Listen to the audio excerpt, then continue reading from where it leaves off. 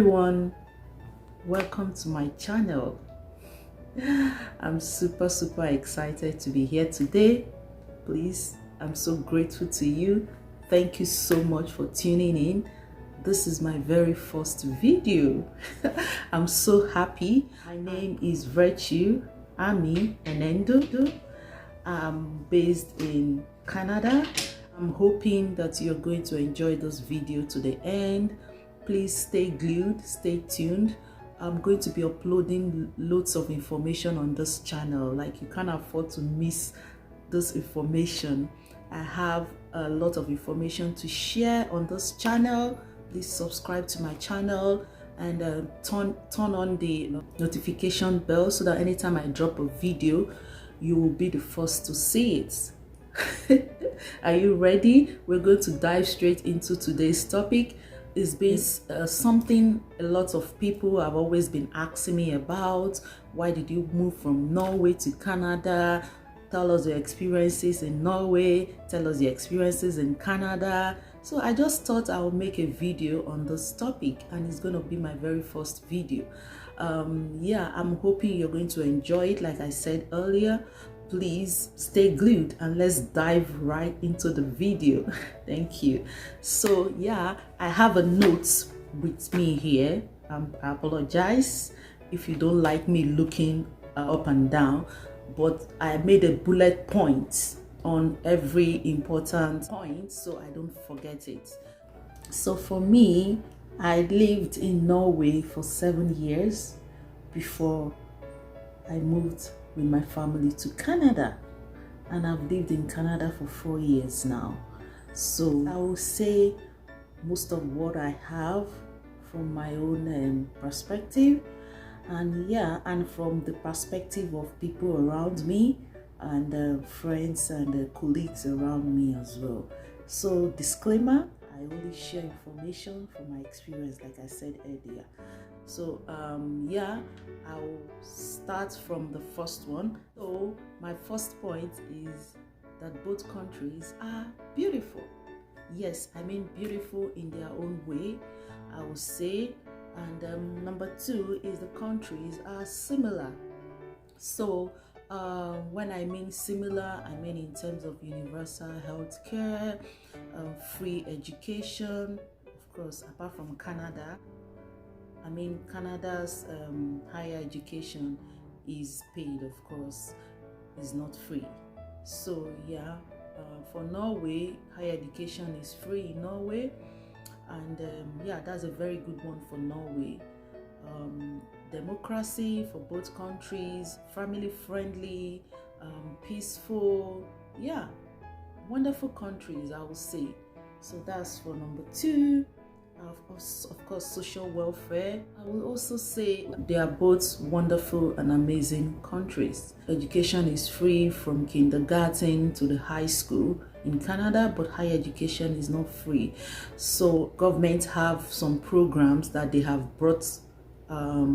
introduced for permanent residents and citizens as well. Apart from bursaries that universities can give students, including international students, we have programs that can sponsor your education. For example, we have OSAP and other grants as well, graduate education grants and all that are very accessible.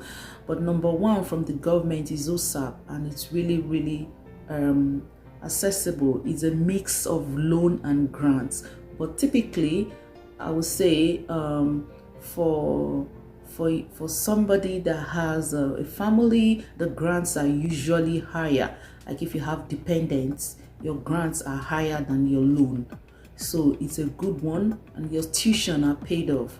So in case you're done with the education, and they give a grace period of 6 months, and then yeah, after that, after the grace period, you're expected to pay. But in a situation whereby you don't have the means to pay, or you don't have a job yet, or your job is not paying you very well, or you have children or you have dependents that you're taking care of, and you're not able to pay comfortably, you can apply for repayment assistance that can help you pay off the interest of your loan, but then your principal amount still stands.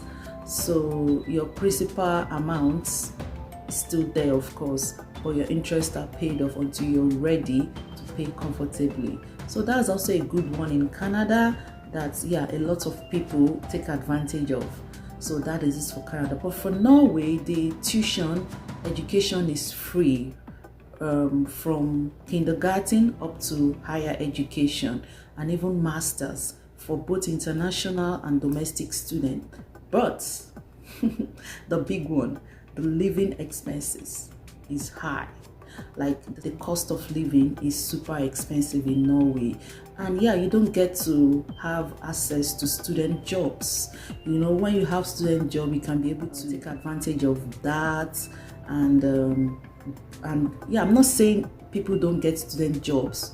No, some people get students job, but it's really difficult because you don't speak Norwegian and you're looking for a student job. The system is Norwegian itself. Apart from the oil industry, that is English. Of course, you cannot work in the oil industry as a student. So yeah, there are some menial jobs for students in Norway, but it's difficult for ladies to access those jobs as an international student. So it's mainly for men because, yeah, it's usually in the night. Maybe you're delivering a newspaper or one thing or the other, but then it's really difficult to get a student job. So you get to sponsor yourself from beginning to end in Norway as a student, as an international student. So yeah, it's really hard. But in Canada, I mean, it's way better because you get student jobs and you're entitled to work 20 hours a week. In Canada, you can use it to yourself and even pay your tuition for the next semester. So I know a lot of students that have done that. When I'm talking about international students and even domestic students as well. Because I studied as a domestic student, it's free, of course, for everybody, and I didn't get to work. I had a support system that Norway has provided. So my number 3 point, I would say, language. The language is a big one actually. For language, in Norway, the official language is Bokmål, Norwegian. So it's Norwegian basically. Bokmål is like the general accent. So all the jobs, of course the school system function in Norwegian. You have to be able to speak Norwegian. Yeah, it's not hard to learn. I learned it within a year. If you're determined, you can learn Norwegian. But I know some people in the oil company, in the oil industry, that stayed for years and they are not able to speak Norwegian. So it all depends on your self-determination. So in Norway, not all sectors function in Norwegian purely. You can also you can function with English in the oil sector, in the oil industry.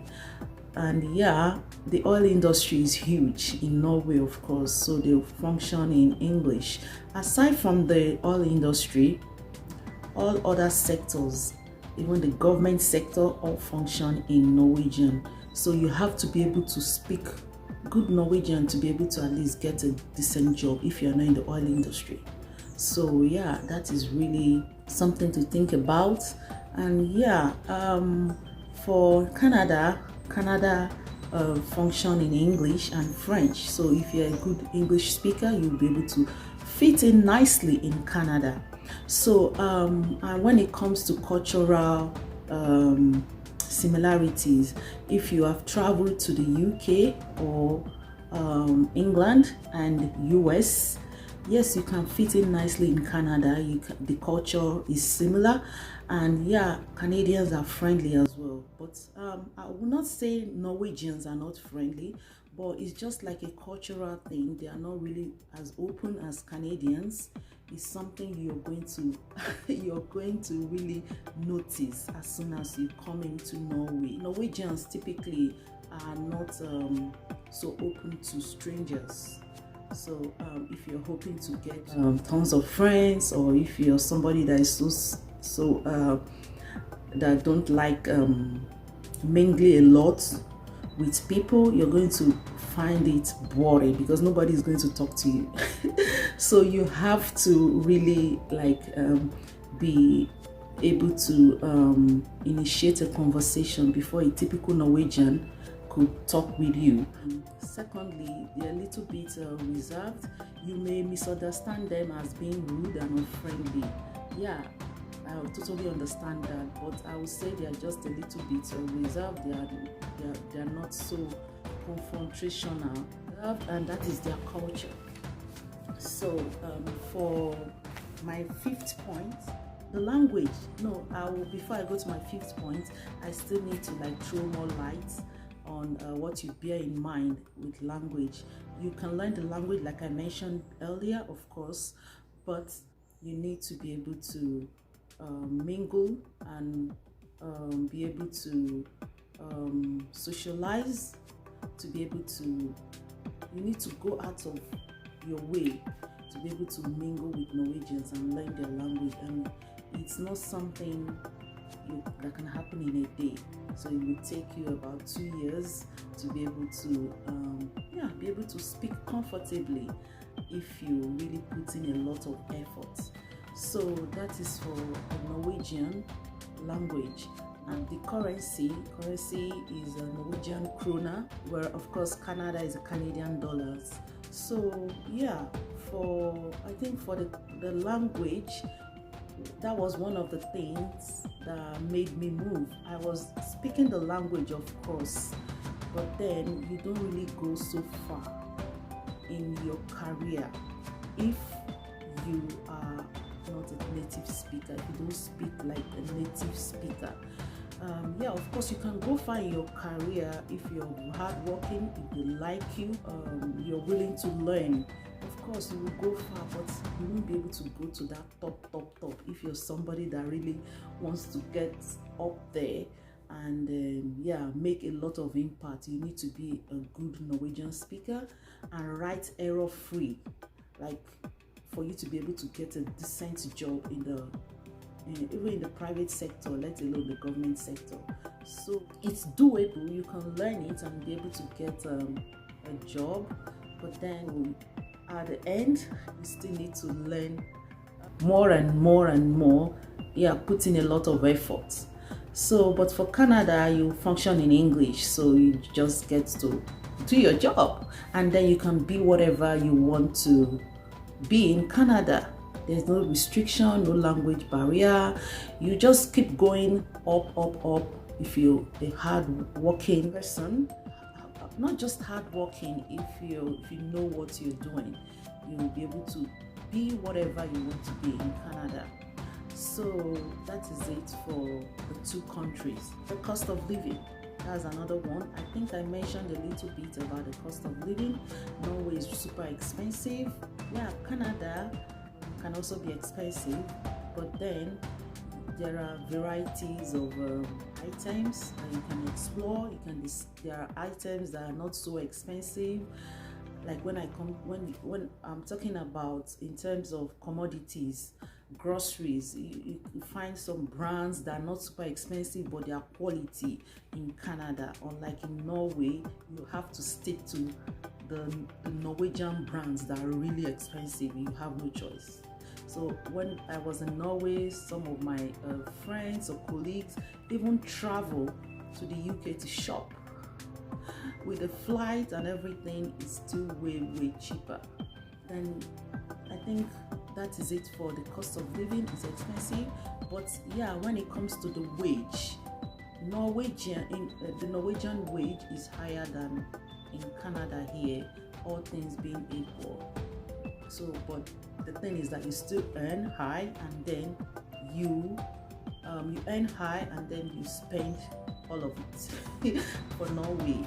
And then for Canada, you can be able to save something in Canada, and then be able to go for you have varieties of items. You're not stuck to one brand.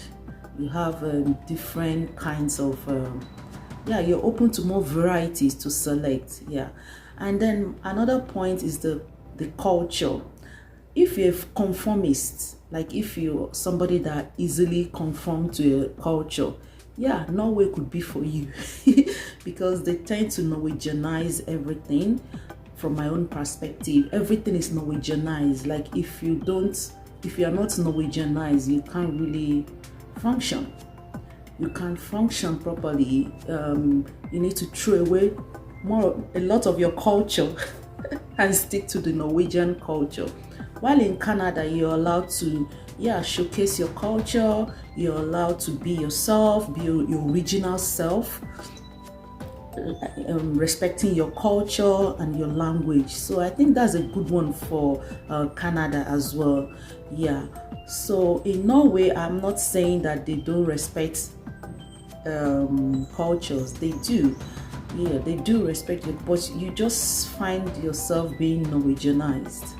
If a child does not behave in a certain way or in a certain cultural way, then he stands out.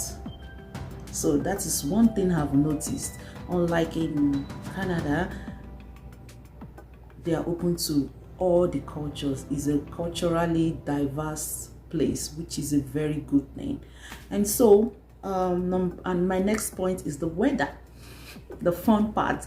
Everybody asks me this question: oh, Norway is cold, how is it there? How is Canada compared to Norway? I would say it all depends, because when it all depends from city to city. Because in Canada here, Ottawa is regarded as the coldest or the second coldest in the whole world. Ottawa here, you can imagine that is really cold. Toronto is cold as well, yeah, but we have long summer, which is a good thing. And Norway is cold, but when you're comparing Norway to Vancouver is really warm. Like, I don't know if you get my analysis. Like, it depends from city to city. Canada has Vancouver, which is very warm than all the cities in Norway. So while Canada as well also has Ottawa. Ottawa is regarded as the second coldest, if not the coldest in the world.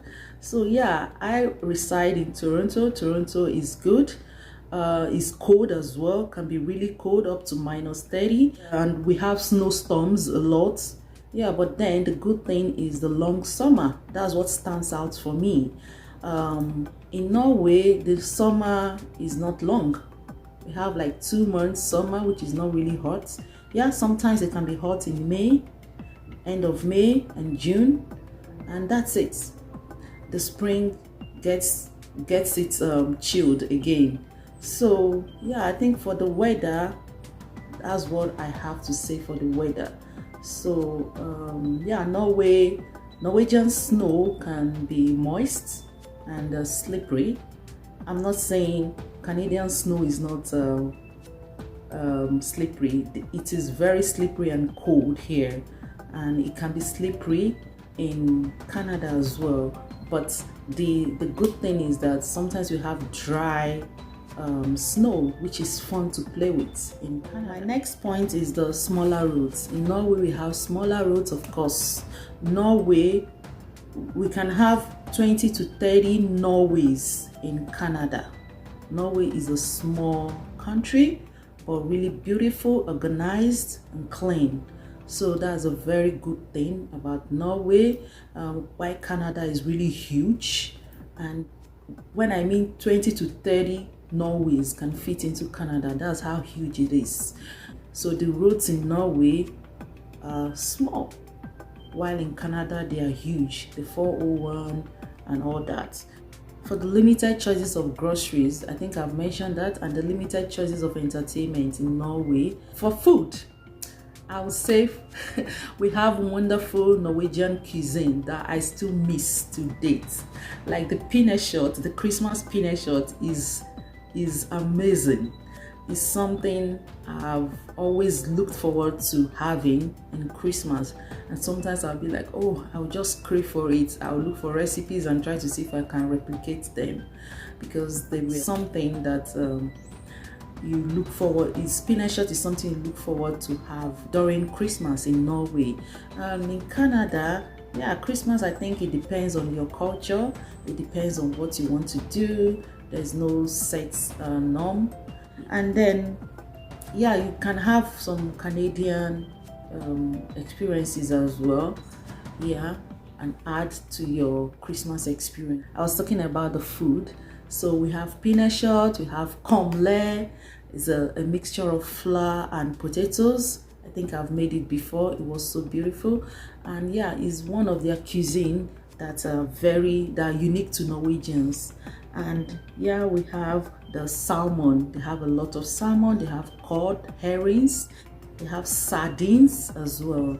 So these are the Norwegian cuisine. Yeah, we have fish, different kinds of fish, which is fun. There's another unique thing I've not seen anywhere in the world, apart from in Norway, is their goat cheese. It's so unique to Norwegians and it's so nice.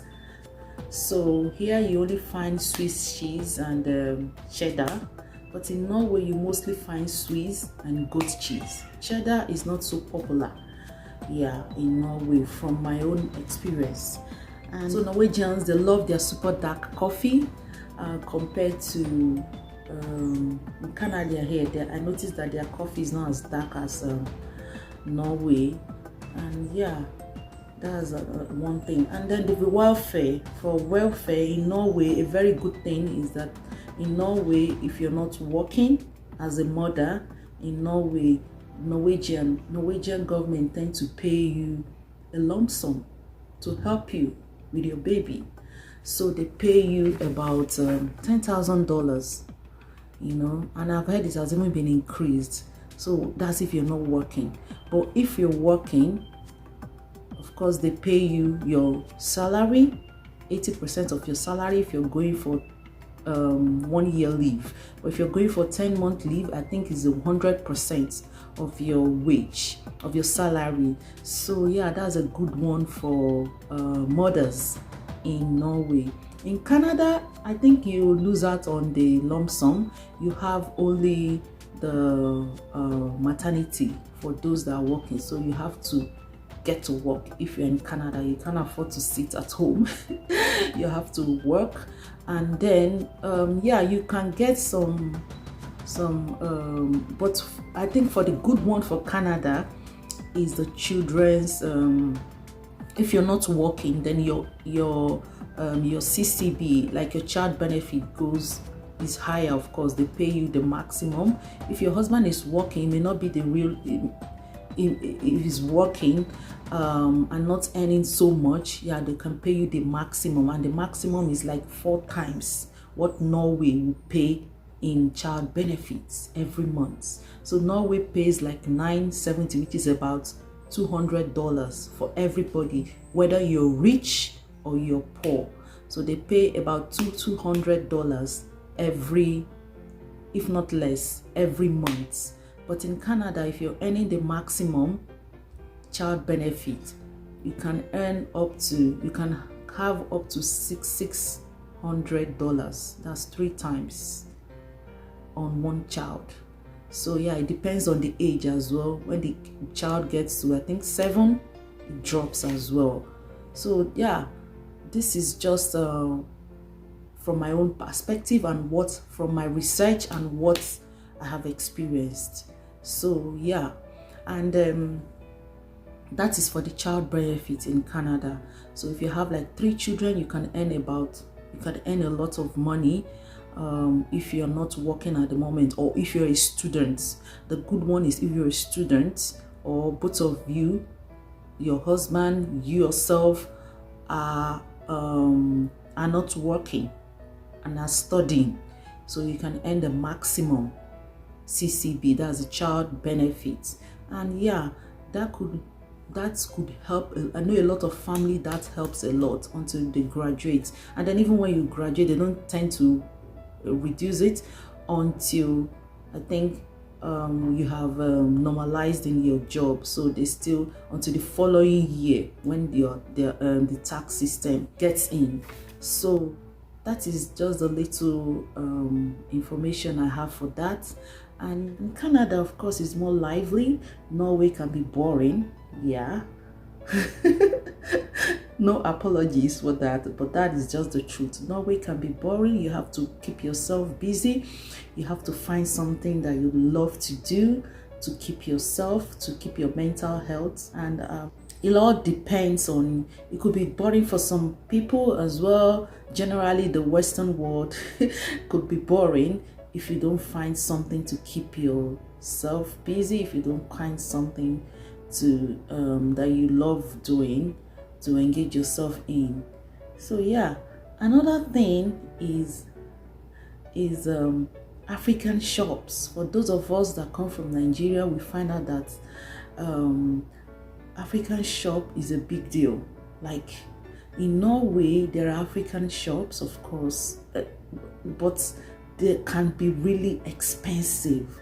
Like I don't get to go to African shop often, but I shop in Asian shop. You can find some African groceries there, and yeah, it's okay, but you don't get to find everything there. So just you have to substitute. And it was in Norway I learned to substitute a lot of vegetables. Like I can substitute kale for ogun. Most of the eastern parts of Nigerians know what I mean by ogun, like a pumpkin leaf, if that is what it is in English. Yeah, we eat it a lot in Nigeria. And then yeah, when you are abroad or when you are in the Western world, you surely crave for that. So a good substitute was kale. And yeah, for we mothers, those factors are really, really important for us, of course. So yeah, and in Canada here, you find that, especially in Toronto, I think it all depends on where you are in Canada, because there are some places in some provinces that are like Norway as well. You don't really find so much. Yeah, but here in Ontario, there are lots of African shops. Even if they are not around, you can drive and come to Toronto and pick up whatever you want. You have a lot of Nigerian ingredients, Nigerian food items that you never dreamt of. Most of the things I can buy in the shop here, I usually DHL them or order them, or look for somebody that is traveling back home.